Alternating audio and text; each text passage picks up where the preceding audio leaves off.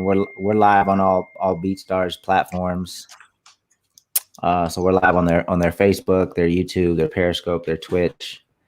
But we'll wait a second or two. We just sent a text out as well. Looks like people are starting to come in. What's going on, everyone? Welcome to another MEC session. We are going to get started in about a minute. I see people are starting to come in. Feel free to type in the chat. Let me know where you're tuning in from, what platform you're on.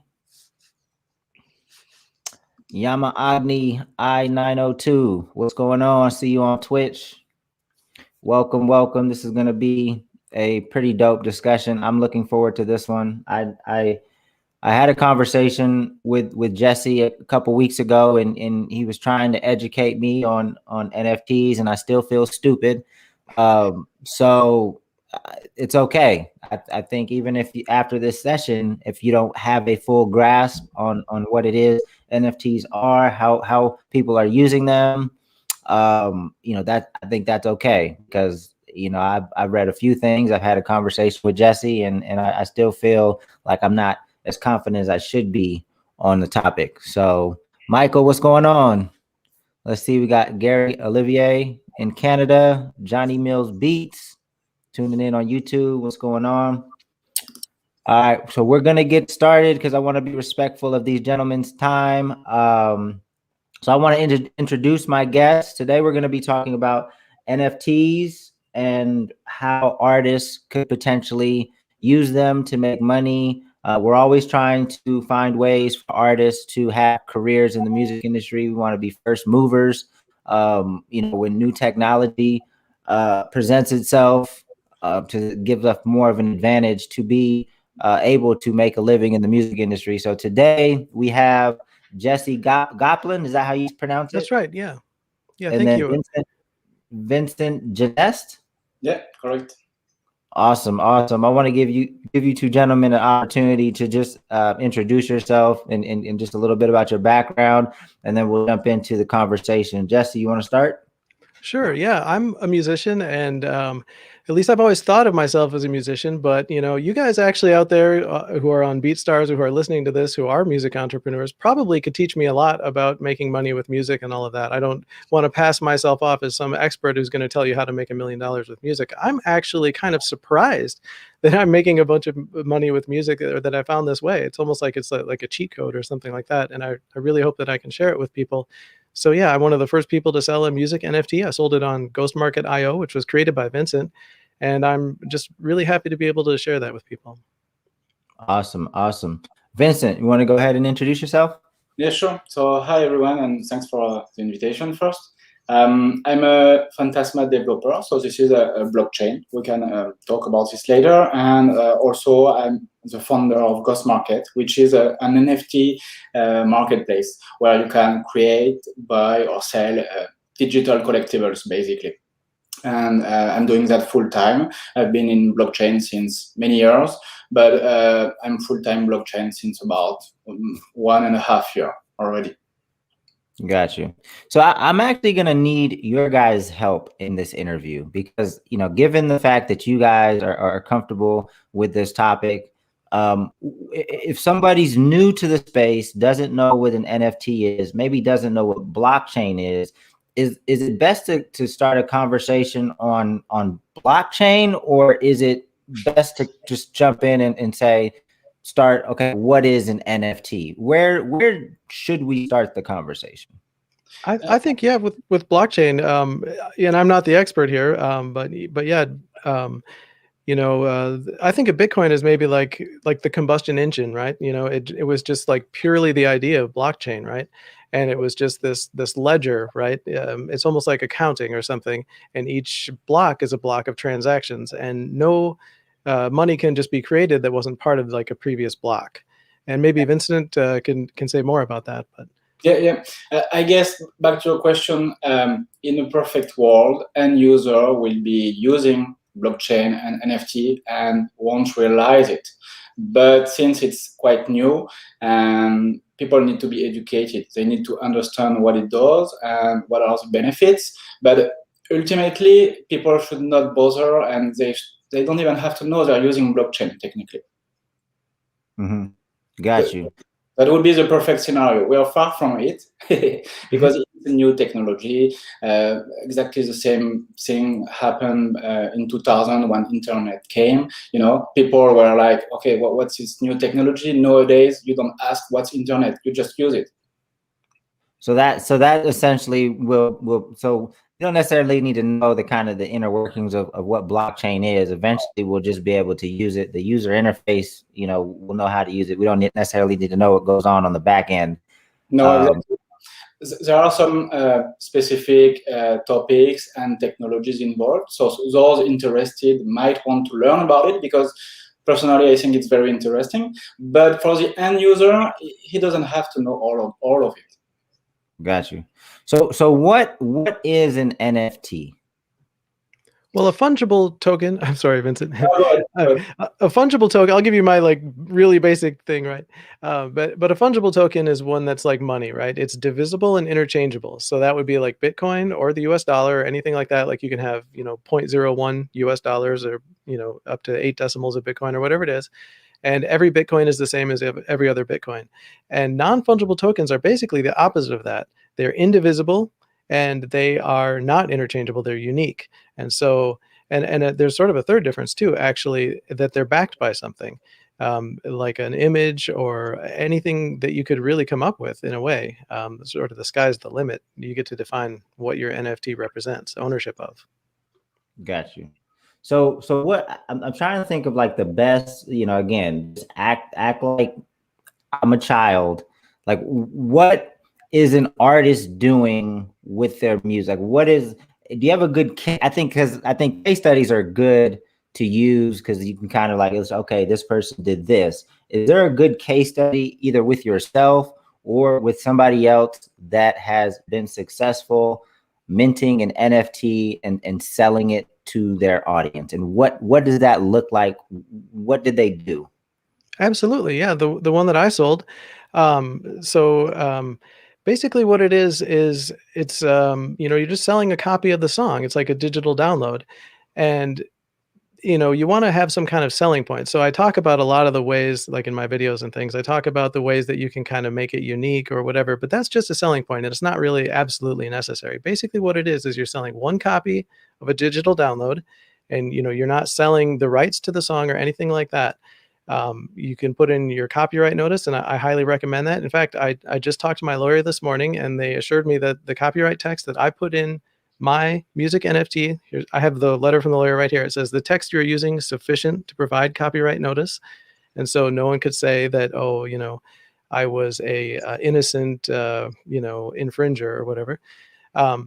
So yeah, you just put your copyright notice in there in the description. There's basically 3 elements to an NFT. There's like a cover art, description, and the digital download itself, which you put in the locked content. So only the person that owns the NFT, the person that buys it, they get access to that download.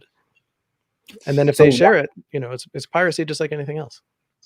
So as a fan, of an artist that is minting an NFT, say you're buying a copy of a song, why would a fan be interested in buying that copy of a song at a premium? I would imagine, you know, it's more expensive than going to iTunes.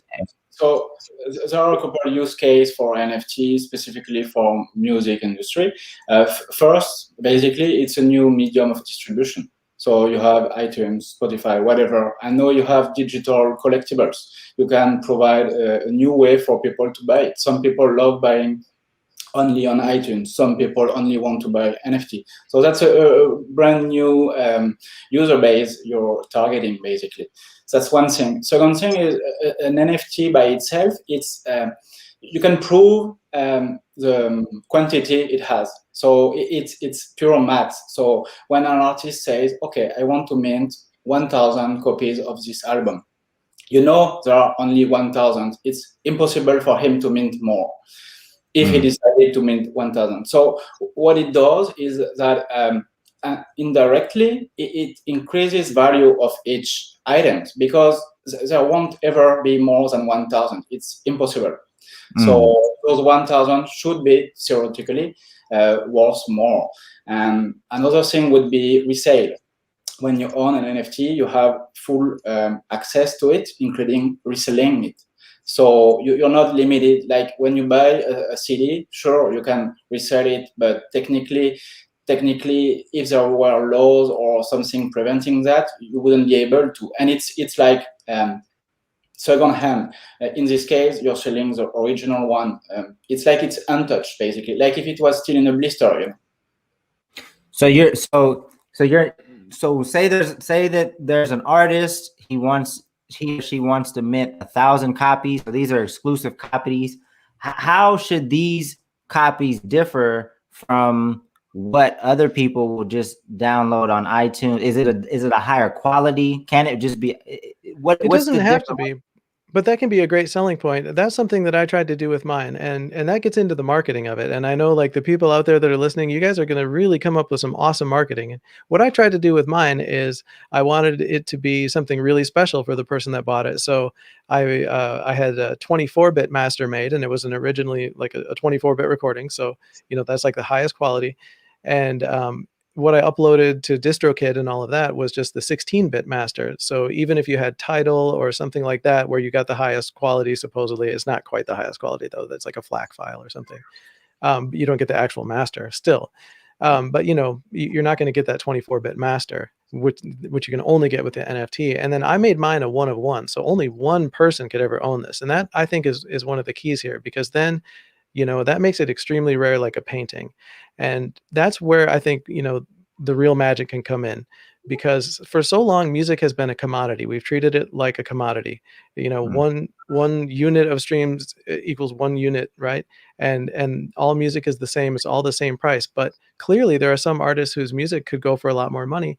And when there's that potential for profit there, like someone bought mine for $1,000, and let's say I get really, you know, famous someday or whatever, and probably not going to happen, but if it does, then maybe they could sell that for $1 million. So there's like this huge potential there, right?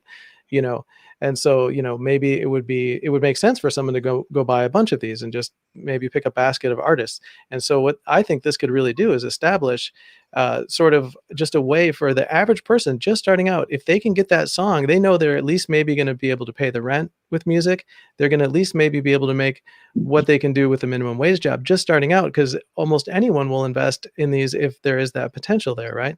To make a bunch of money. And, you know, if the potential payoff is so huge because you're the only one that can do it. So I am, you know, a big fan of the 1 of 1s. And the reason also why I say it's kind of like a cheat code to do it with Phantasma and Ghost Market is because on Ghost Market, you can sell your song for Soul like I did, right? And Soul is just, in my opinion, incredibly undervalued. It's this like tiny little market cap, you know, cryptocurrency or whatever. Okay, you're about to say. I just wanted to make sure people are aware of what Soul is, because again, you got to know that a lot of people watching this were just as new to this as I was, you know, a month or two ago. So Soul is the cryptocurrency on the Phantasma platform, right? Right. Well, it is the cryptocurrency of the Phantasma blockchain, which powers Ghost Market, and the NFTs they exist on that same chain as well. And you have 2 tokens on the Phantasma blockchain. This is actually an incredible innovation. There's Soul, which is sort of this like governance token, but it's also a staking token. So you get enormous interest for having it, right? But that interest comes in the form of kcal, which is a energy or gas token. And this is, to me, the real brilliance of the Phantasma blockchain, because you're having this crisis in the NFT space right now with Ethereum. Ethereum gas fees, they have different gas fees for contract. So we're about to lose some people right now. I mean, maybe okay, I'm sorry. Yeah. Like, we're about gas fees and right. So yeah.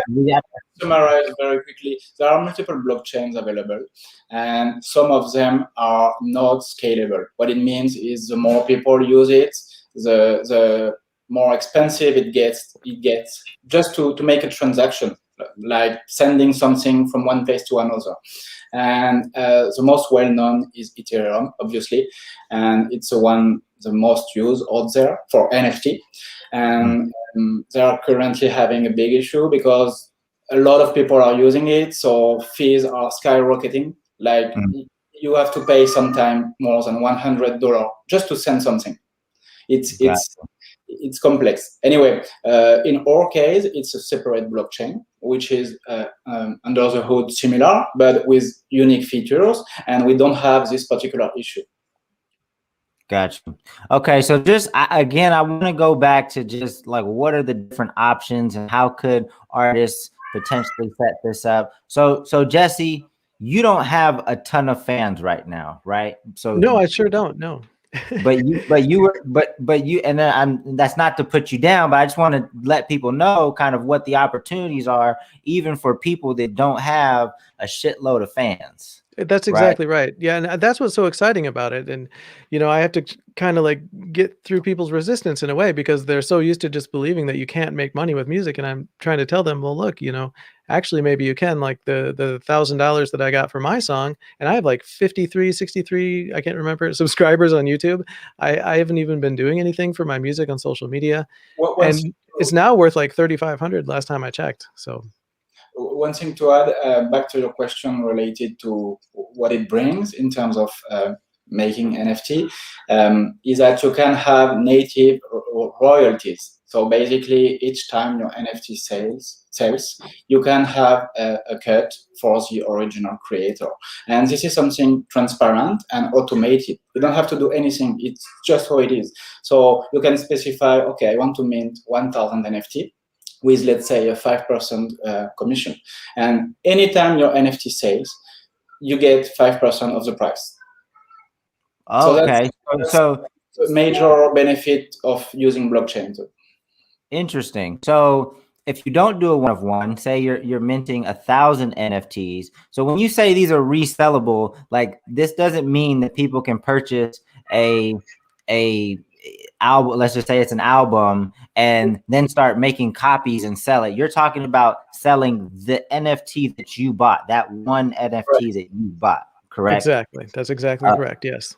Yeah, so you're keeping the rights to your master and all that. And this is actually what I like most about it too, is that it's so complementary to everything. And actually, I think it would go wonderfully with BeatStars, right? Because if people are getting more for their songs because they've added this additional revenue stream, then of course they're going to have more money to pay for beats. It's going to put a lot more money back into that ecosystem. Same with like Spotify and all of that. Like this works perfectly with Spotify, because like in my NFT, I put in links to YouTube and Spotify to listen to the song, right? And the idea with NFTs is that everyone can listen to it, but only one person, or however many you decide, can own it. And with music, it's kind of already that way with streaming. You're already letting everybody listen to it for free. So why not add the NFT into that mix? It just fits perfectly. Right. So I mean, I see, because there's definitely, you know, especially as you start to have more fans and get more creative on how you release music, right? Because separate from the NFTs, some artists are still releasing physical CDs, right? So they might do like an exclusive run of 1,000 CDs. So you know, so you could potentially have 1,000 CDs and make those are like collector's items. Once those sell, they're done. But then maybe you mint 1,000 NFTs, and then you can still have your music on the digital distribution. So you didn't take anything away from Spotify. It's in parallel, if you want. Got you. And so you're saying if when you sell the NFTs, you receive they pay in SOL, right? You receive SOL? No, it's paid in whatever it's sold for. If it's sold in this currency, you get a share of this currency. Doesn't matter which one. Okay. So then you receive the initial income from selling it, but what you're also saying is if it rises in value and people start selling it just like a piece of art or, you know, a painting or something, as they keep selling it, you're going to earn a 5% commission on those future sales as well? Yes, correct. I mean, that's up to the artist, or the one creating the NFT. He defines the value between, let's say, 0 and 25. And it's clearly shown when you buy the NFT, this NFT has X% royalties, and it's going to this address. Wow. Okay. What blockchain is about. It's public, it's verifiable, and it works. I think Gotcha. 10% is pretty standard anymore for the royalties. That's what I Gotcha. go with. So wouldn't it be like, so artists, if an artist is going to try this, they should try to make this as cool and creative and exclusive as possible, right? So maybe it's a higher quality, but maybe you also get something else.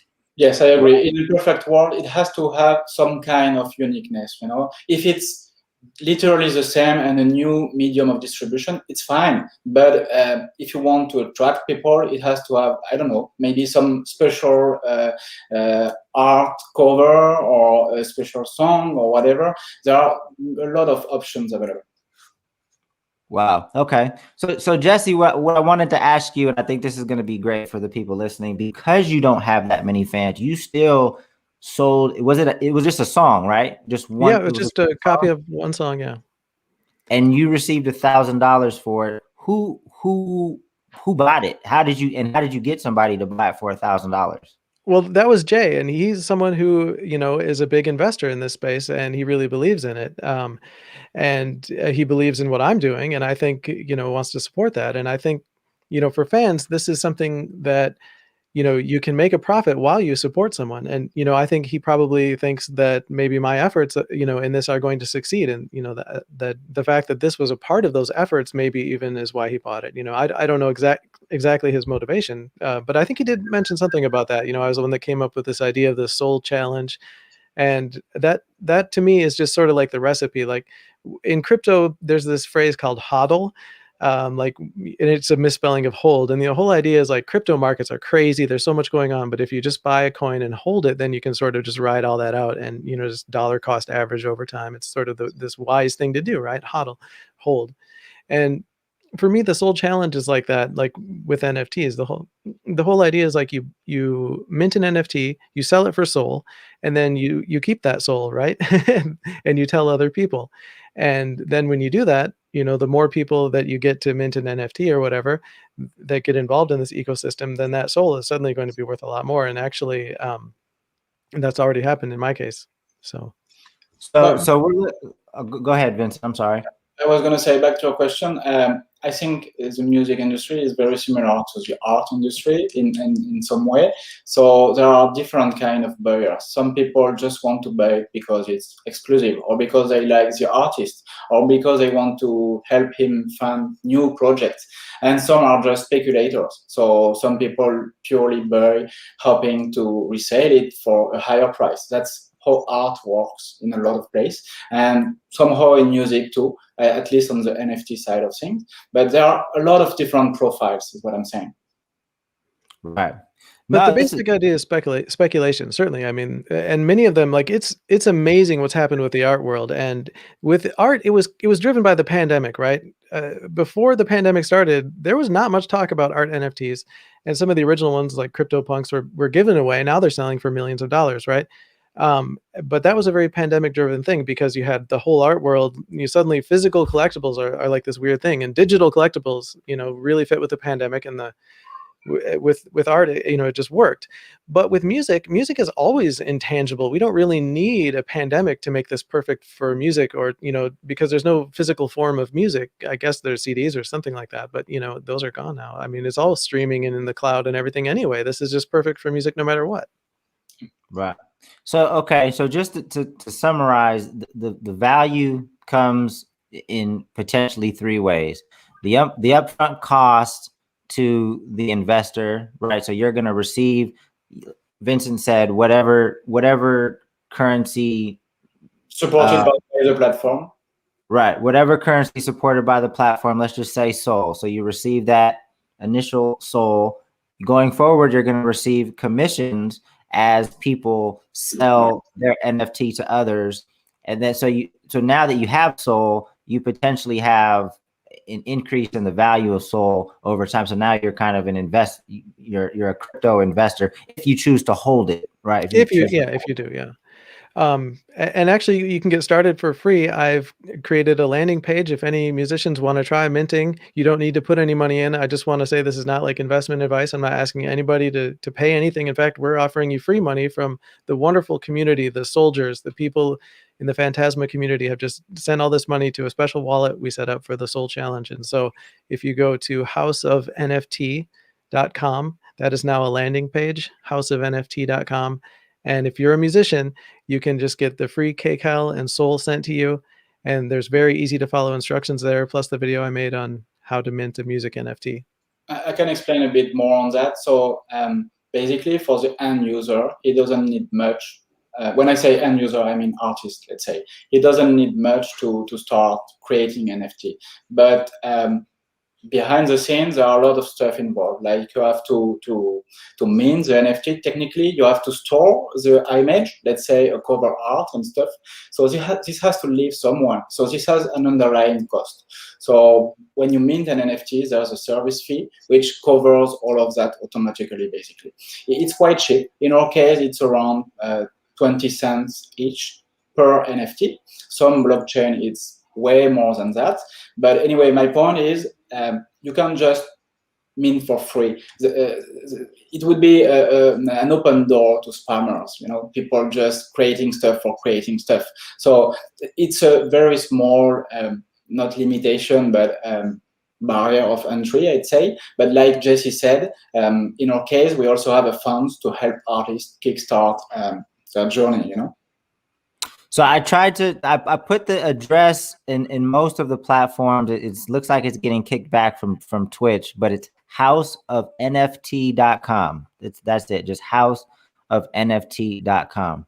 And the term minting an NFT, is that just saying, the technology on the back end that like protects it and minting purely means give it this name, this description, this content, and create it. Okay, and then you upload. Then to obviously through on Ghost Market, you upload all of the things that need to be included. It's a single page, basically. You have it's very simple. You have like I don't know, 5 or 6 fields plus one and other to upload an image. And you enter everything you need. It tells you, okay, you should put this, next, pay, and done. Got you. Okay, so obviously there's some cool and creative things that artists can do. How fast do you think like fans are educating themselves and learning? Like the average person probably doesn't know what an NFT is. So I would assume the average fan is not going to know like why they would buy it. Like how do we start to educate the fans on what it is and why how you can support an artist this way and why it might be valuable? How can we help educate the fans? I think the first step would be artists running some kind of promotion through NFT. So like, I don't know, let's say you're an artist, doesn't have to be known, and you want to promote your stuff in a different and unique way. You could run, like we said, a custom album or song and sell it exclusively through NFT. So this, what it does is it introduces people which are not used to NFT to this new concept, and then they would be more interested to invest and buy something from their preferred artist, as opposed to someone who doesn't know NFT and doesn't know this artist. It's very unlikely he will just start using it, Right. Yeah. No. I think if an artist is planning this, you're gonna have to educate your fans on why you're doing this, what exactly it is, so that you're more likely to get people interested. There's definitely going to be quite an education process, in my opinion, for some time, before everybody just kind of knows what an NFT is, and it's just more. It's changing, since I'd say at most 2 months, I've seen a lot of new artists and music artists starting to be involved in NFT in all different kind of stuff, but it's growing exponentially, like in the last 2 months. So sorry. No, go ahead, when I made my first video, I mean, I was kind of trying to convince people that such a thing as a music NFT could exist, and now it's actually becoming somewhat established. Nice. Yeah, no, I mean, I definitely, I don't know if it's just in, you know, because I'm on Clubhouse and there people are having these conversations, so it is happening more and more. So I think, you know, people are getting more familiar with it. And like, who put that in the chat? Let's see, George Life 15 was saying Mark Cuban has been selling Dallas Maverick NFTs. So as we get more high profile people doing stuff like that. Are you guys familiar with what Mark Cuban was doing? Could you guys explain? I don't know if you know exactly what he was doing, but if you are, do either one of you guys know what Mark Cuban was doing recently? No, in terms of NFT, I'm not sure exactly what he did recently, but I've heard about it, yeah. But I couldn't speak about this specifically. Okay. So about, I don't know how many years ago, the Wu-Tang Clan, like they created one album and they sold it for, I don't know, I forget the price. Like $2 million, right? Yeah. Right. But it was a physical copy of an album. Mm-hmm. Right. And that's exactly the same concept, that, you know, where there was only one physical copy that would ever exist. And, you know, they kept it locked in a vault in Morocco and all that stuff. And, you know, it's the same kind of thing with NFTs. You know, the reason that was able to be sold for $2 million is because only one existed. And I mean, the first big artist who comes along on Ghost Market, it's going to be pretty ridiculous what happens, you know. The difference with the physical CD is that you have no way to know if it's been duplicated. On blockchain, you can tell if it's a real one or fake. You can tell has it been bought and sold, because obviously if this item has been resold 10 times, the value is different than if you're the first buyer, you know. So all of this is what makes blockchain, basically. You can prove this very easily. Right. So if you sell it on Ghost Market and somebody wants to resell it, they have to resell it on Ghost Market? No, they have to sell it on the same blockchain. For now, NFT are blockchain specific. You can't transfer NFT from one blockchain to another, but we're working on a platform to allow that, transferring NFT from one blockchain to another. And no one does that yet. It's a lot of platforms are working on it, but it's not available yet. You can transfer fungible assets like Sol or Ethereum or whatever between blockchain. This is something we do already, but NFTs themselves, you can't. It's tied to a blockchain, but it's coming. Got you. Okay, I wanna allow people to ask questions because I'm sure there are many, and I know that there has been questions. And what I need you guys to do is repost your questions in the comment section. So whether you're tuning in from Facebook or YouTube or Periscope or Twitch, go ahead and put your questions. Again, I know that people were asking questions, and I've kind of been ignoring them because I was trying to have a specific flow to the conversation. But now I want to open it up because I know that people people have questions. So go ahead and type in the comment, or I could scroll up and maybe grab some, but there's been a lot of activity. And fellas, if you guys see some questions that you think we should answer, go ahead and let me know. But let me see. I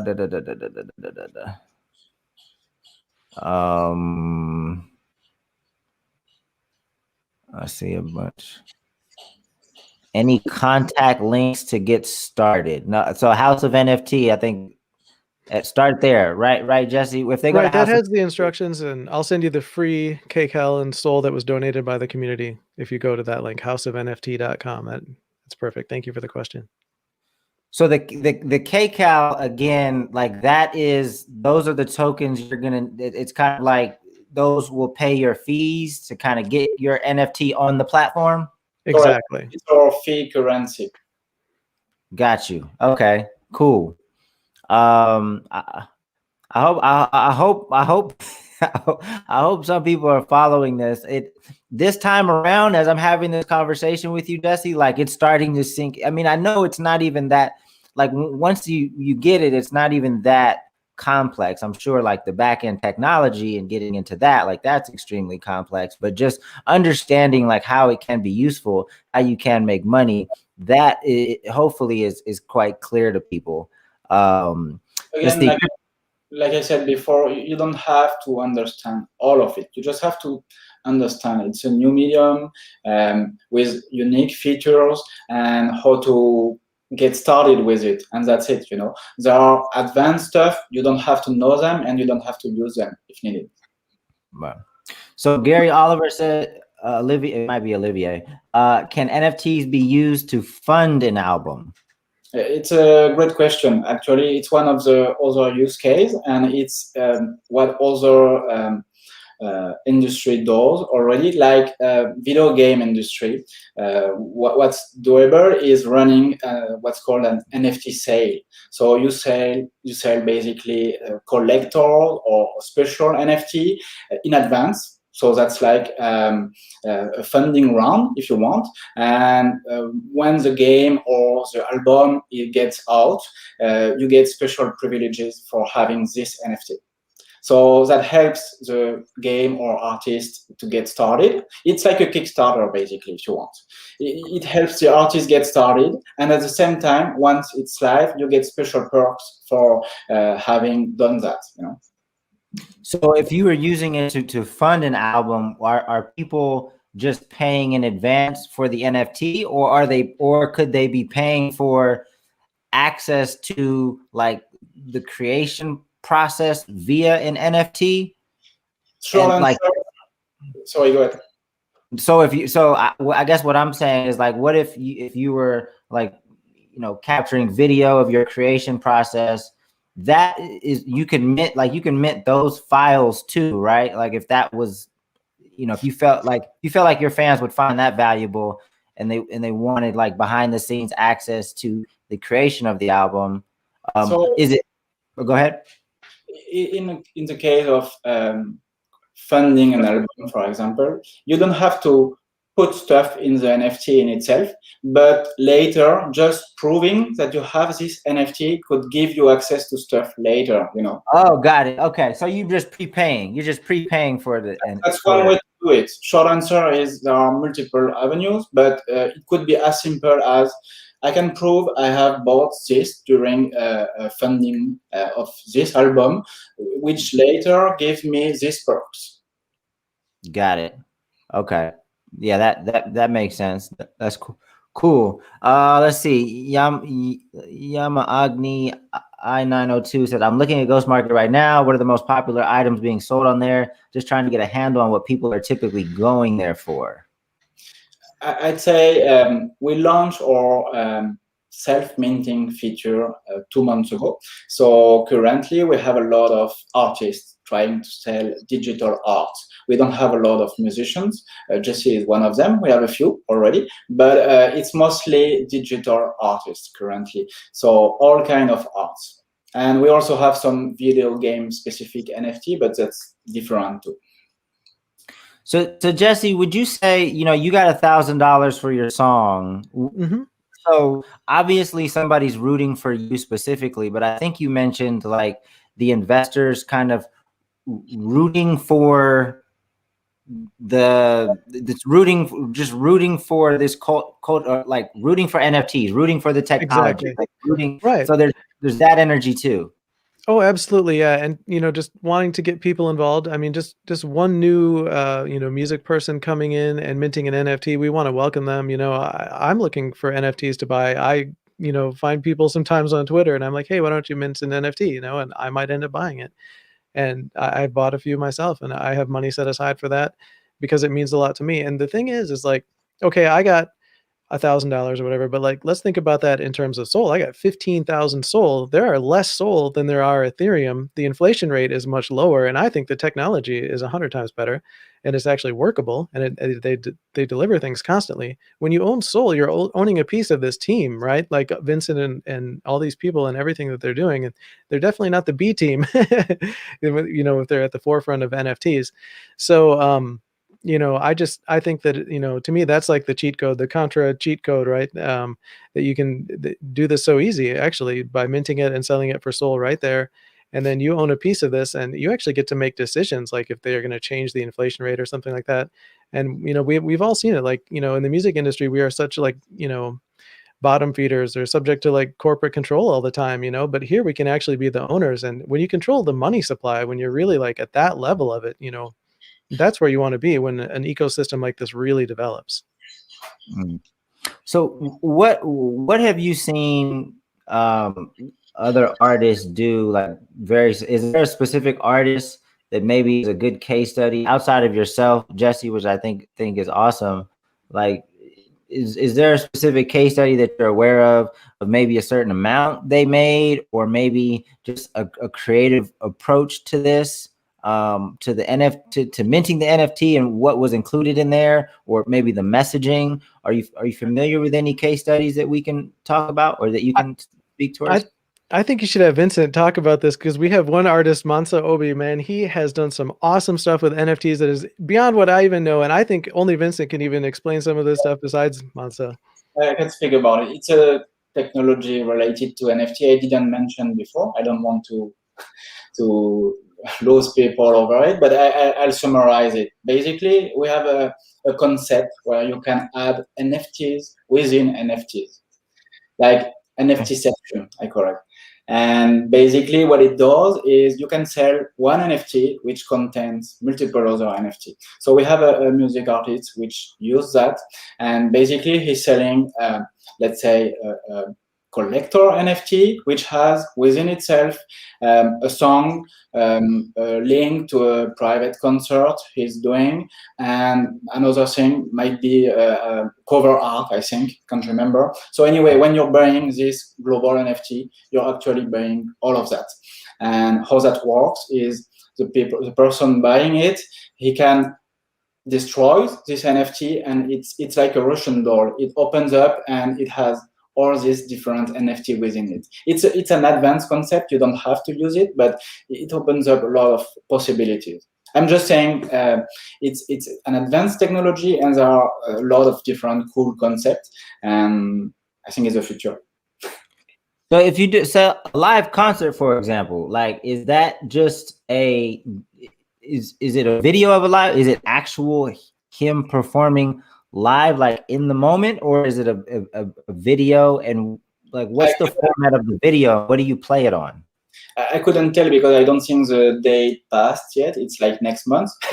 But I think it's just a private link for an online event. I'm not sure, but it can be whatever you want. It could be also an application which checks that you have this NFT, like I mentioned before, for the funding. It can be, if you have this NFT, you have access to this platform. There are a lot of options available. Or it could be as simple as a hidden link, and only the one owning the NFT have the link, basically. So there's no limitation. Right. So how do you make sure that only the person, the NFT, has that link? Like, where did they open it up on Ghost Market and get access to the link there? Yes. And that's the only way. So basically how it works, when you have the NFT, it's in your wallet. Blockchain, the concept of blockchain is that you have a wallet and you send funds from one wallet to another, whether to send something to a friend or to pay for something, doesn't matter. And to unlock an NFT, basically you have to sign a message. Signing a message is like putting your credit card and inputting your PIN code. You know, it's the same thing. You have your wallet and you input your password. It proves that you are the owner of this NFT. And if you are not the owner, or if you don't have the password, you can't unlock it. It's impossible. Got you. This is interesting. I mean, as I get more familiar with this, you know, I'm sure I'm definitely going to come up with some creative ideas to pitch to artists. You know, I'm hoping this becomes more normal as soon as possible, because it seems like there's some super creative things that you can do with it. But maybe it is more normal than I think. Like, you know, maybe it is. Are you seeing a lot of activity like on the fan side, or do you see people have to really like educate?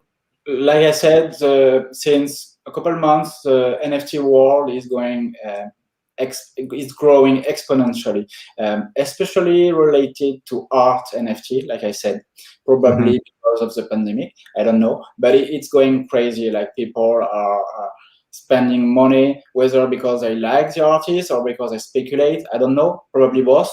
But it's a complete new way, and it's disruptive. People are just finding out, and the tools are starting to be very easy to use. That's one thing. Up to like 6 months ago, it was too technical. Unless you knew blockchain already, no one could use an NFT platform. You had to know how to do technical stuff, basically. And all this has been abstracted lately. And using an NFT platform in some case is as simple as logging with a username and password. It's not our case yet, but some platform made it very, very simple and seamless, Awesome. So Ben Lupin said, so the live show part of it, so it's just like an encrypted ticket to a concert. Yes, that's one way to do it, basically.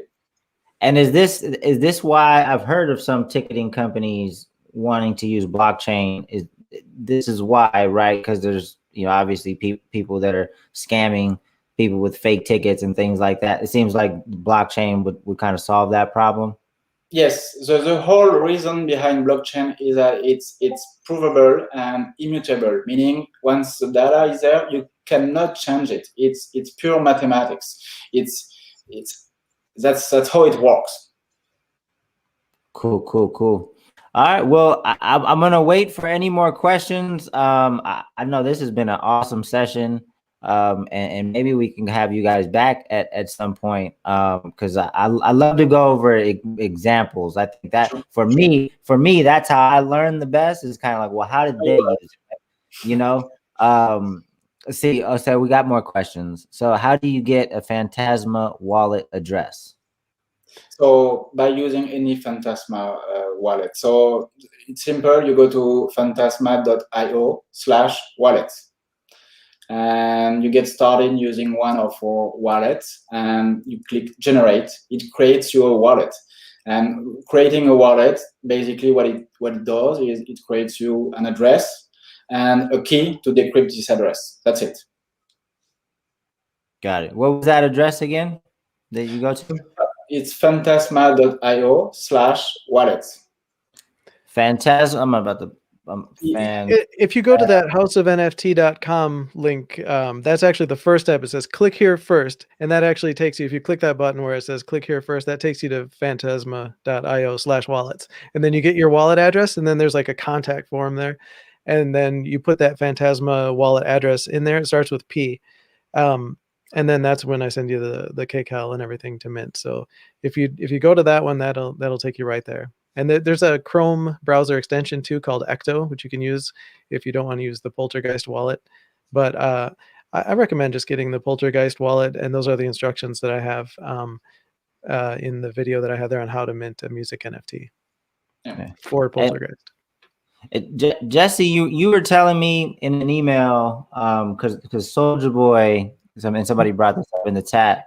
Soldier Boy did something with NFT on Twitter. And I think you mentioned he went about it the wrong way. Can you kind of explain what he was doing? That was a little inexplicable, honestly, but I'm going to try. Okay, so I don't know, because there was some stuff with Soldier Boy in the news, like kidnapping charges or something like this, or being accused of that. I don't know. I don't know what that is. I'm sure there's a big story there, but in any case, so it might not be that he like completely backed out or whatever, but what I saw that was, he started tweeting a lot of stuff about crypto and everything in general. And so immediately, people who are in the soul community, we thought, oh, okay, Soulja Boy, right? Let's get him to do a music NFT, that's perfect. And so we, started approaching him. I was, tweeting at him and everything. And he did follow Phantasma Chain. And I guess he, sent us a message and stuff, but then right away, Tyler Winklevoss, a billionaire, our nemesis. No, I'm just kidding. He has a very highly curated platform called Nifty Gateway, And it's almost like a form of wash trading or something. Like he pays like enormous amounts of money a lot of times to have these people come on there who are really famous or whatever. And it generates a lot of awesome headlines. I know there was that one musician Blau, who sold music NFTs, I think totaling like $200,000 or something like that on that platform. So if you're a famous person, you can go and get sugar daddy's money or whatever. But the thing is, Tyler Winklevoss and him appeared to have some kind of a deal. But then Soulja Boy, even though he apparently had this deal or whatever, then just went and with almost no hype whatsoever, just like out of nowhere, dropped a music NFT, or was it even a music NFT? I'm not sure. It might have just been like a collectible, like an image or whatever, on Rarible, and he got not much money. I mean, it seemed like a lot, but I think actually for a big artist like that, if he had come to us, he could have gotten some kind of like, huge, guaranteed minimum bid in Soul from our community, because I know our community is just dying to have something big like this happen, and I myself, I want this to happen almost more than I want to make money at this, right? Because, to me, this is like, my goal of, doing something with my life to help the music industry or something, but, so, I'm sure we could come up with a ton of money for some big artist to come along. And the thing is, by doing it that way, where you had like a guaranteed minimum bid in Soul, by the time, if you really did it correctly, where you had some hype leading up to the drop and, people finding out about it, maybe like 4 weeks or something in advance, and by the time it came time to do that, then suddenly Soul would be on the map.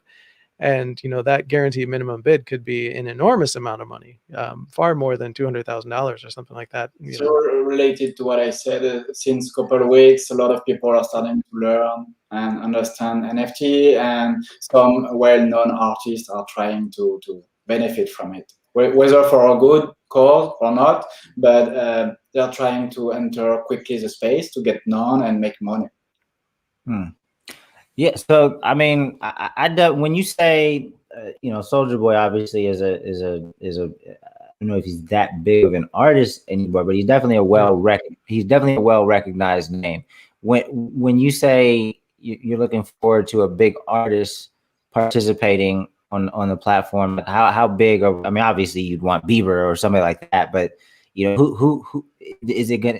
What if it was like a super popular, like underground rapper, or somebody with 1 million followers? Is that big? Like, oh yeah, I think an underground or an independent hip hop artist would be ideal, because someone who's in some kind of crazy contract might not be able to actually release a music NFT, because everything they do is subject to those contracts. Exactly. right. But yeah, an independent rapper, like obviously, anything Strange Music or whatever would come to mind. Anything like that, I think would just be such an ideal fit. But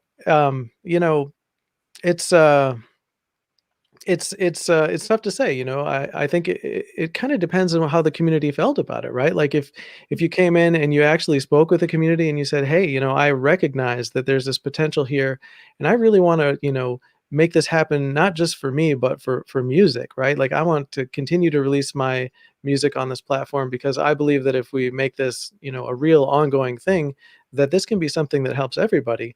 And if we're all getting in together on this, that's what's really going to make this special. And so I really hope that we can make Ghost Market and Soul like our place for music, and we can take this over, a little bit. It's also about cross promotion. So we don't have any threshold where we say, okay, we want someone with this amount of followers. It's more, if this guy has, I don't know, let's say 10K or 100K followers, what it does is it somehow brings them to our platform. So it's a cross promotion stuff. These people will follow this artist, but at the same time they will learn about other stuff. Right. Vincent, when it comes to music and Ghost Market, you see a lot of potential there. Are you branding Ghost Market as like all different types of NFTs, or is music going to be a huge vertical? Yeah, we will never be just music, that's for sure, right? Because we are not just music. But I think music is one of the best place to be in NFT, and it's just starting up. So we don't have much right now, but it's not specific to us. It's more the whole NFT space is just learning up about music, basically. And I think it will be one of the biggest with art and video game. To me, that's the three big ones.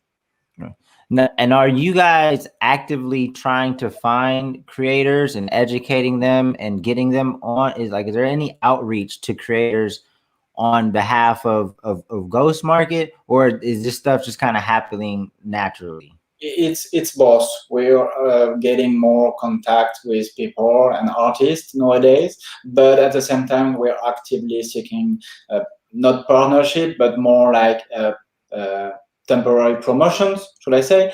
It's happening in the background. I don't have any specific example right now, but we are actively pursuing involving people as opposed to waiting for them. Gotcha. Well, I hope I probably can help. I'm trying, right as we speak, I'm kind of thinking, I know more artists than I care to know, but I'm thinking of who might be a good fit. I actually manage comedians now, and I'm thinking of ways of maybe minting at one of their stand-up specials or something like that. A comedy album, that's yeah. Go a comedy album, yeah. I think there's my mind's going in a bunch of different directions now. I definitely appreciate you guys being here. We'll go ahead and wrap it up because we're coming up on an hour. But thank you guys. I know that I feel like I'm more comfortable with the topic, after this conversation, than I was beforehand. So thank you very much. Where would people follow you guys on Twitter? And I don't know what social media you have Vincent and Jesse, but if people want to get in contact with you, how can they do that? The easiest would be Twitter for now. It's ghostmarket.io. We also are on Discord, Telegram. We're not on Instagram or else yet, but I'd say Twitter would be the easiest. Got you. Okay. Yeah, and for me, it's twitter.com/houseofnft. But again, houseofnft.com. Go there if you want to mint an NFT and put in your information, get your wallet, and head over to ghostmarket.io and mint your NFT. I can't wait to see it up there. Yeah, I'm gonna try to connect you guys with some artists that have bigger followings that I think would be into this and can grasp it and want to do something exciting for their fans. This conversation is important because we're always trying to be first movers of new technology, new social media platforms, whatever it is. I think independent artists are typically first movers and creative when it comes to things like this. So definitely research beyond this conversation. Go to houseofnft.com. Follow these gentlemen as this technology develops and more people take advantage of it. Again, thank you, Jesse. Thank you, Vincent. I will definitely be in touch. Everyone else, I will see you next Monday. We're not going to have a text marketing session today. I usually do a text marketing session at 1:30. We're not going to have one today in case people were going to pull up. We'll resume them next week. So have a safe week, fellas. Thanks again. I will be in touch. Really appreciate it. Thanks so much.